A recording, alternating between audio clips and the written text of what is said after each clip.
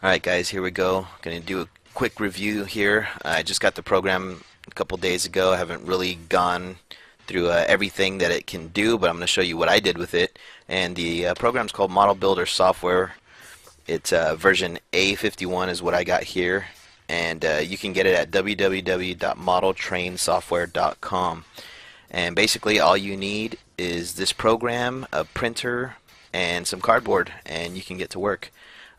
When you first hit the EXE, this is the screen that pops up initially, and you have a couple of tools here that are really cool for whatever scale you're doing. You got model scales down here as quick reference, so you can click here and see exactly what you're doing and see the size of the buildings that you actually be making according to the size of your miniatures. So in Warhammer, you would think, alright, cool, let's do 28 millimeter. My guys on their bases sit about an inch and a half tall, so we can try 30. It's not quite there, and we jump to 54, and it's pretty bad. So let's go ahead and type in the millimeters and find something right in between, and 40 millimeters is about right. So we'll start with that, and that's the size building that I want to make, and hit enter, and that'll bring up the screen. Now the default setting for this is to set up in portrait mode, and this is the measurements of regular letter paper that's in your printer. So I don't want to build a tall building. We're actually gonna do a garage. So let's go ahead and set this up in landscape. We'll go to File, Project Page Setup, and simply click Landscape. Hit OK. Now we're in landscape mode. So here we got a couple of things up here in the interface. We have building materials, windows, doors, and you got other. Now we'll go through exactly what's in each of those categories, and it has the individual textures have their own settings, but we'll get into that as it happens. So let's start off with some cinder blocks. So we will go into blocks and stone, click our cinder block, and click on the page.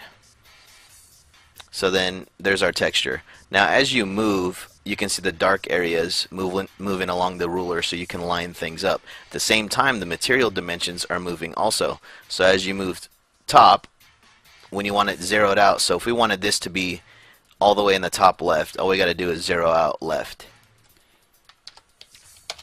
And there we go. So it's there. So you can also, we want the building to be 10 inches by 6 inches. We just set that. So 10 and 6. So there's our little mock-up garage. Now we're going to add some details to it. So let's look at garage doors. And that'll load the palette. And you can go through the selection here and see exactly what they have. And go through and pick exactly what you're trying to build. They got some weathered textures, so if you were trying to do a messed up wooden door, you could go ahead and do that, but we're just going to go with a steel flexible door. So an easy way to do this is, if you want to square it off, you go ½ inch. We'll make it to where it's 0.5. 0.5, click that. Actually got to drag this down.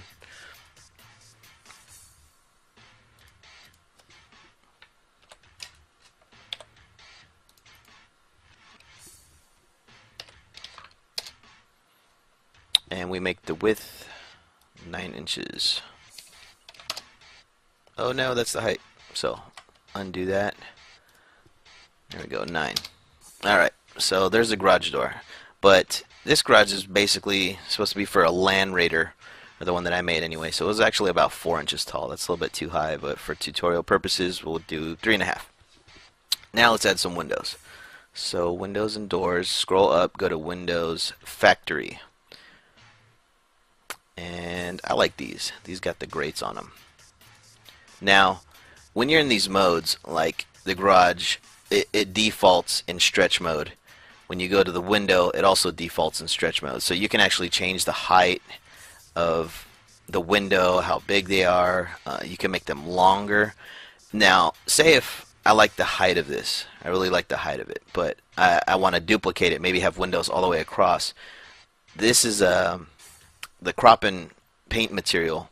This is what it does is it duplicates the scale you have here as you drag along. So let's click that, and I'll drag along, and you see it duplicates the windows.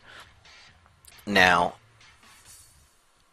I can do it that way. I mean, that's really better for bricks and stuff like that, but as long as you got it surrounded, it's pretty much like, don't cut off your windows or anything. That's pretty bad. I know I'm bad at doing these computer tutorials. You can tell me in a comment. But basically, that's set up for like bricks and stuff. So if you don't want to change the scale of this background, see it defaults in that crop paint mode, and the Windows stuff defaults in stretch mode, so that you can change the size and stuff. So that's it. The computer or the program already selects what's the best for that material. So let's say we're just going to do this. We don't want to have windows strung all the way across, but maybe we want 3 separate sets of it. So what we'll do is we can click duplicate, go ahead and do that. And I know there's an actual there's an easier way to do this by grouping them. I haven't gone through the full tutorial and figured out exactly how to do it, but basically you can group multiple windows if you're wanting to line them up across a building, especially if you're doing like a hotel or something like that.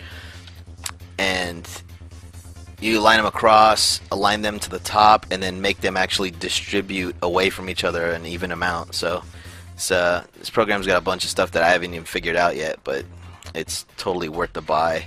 So let's just say that's our mock garage. I made a video earlier of one that I already completed, and put the garage on my board so you can kind of see what it looks like, and you know, spark some interest.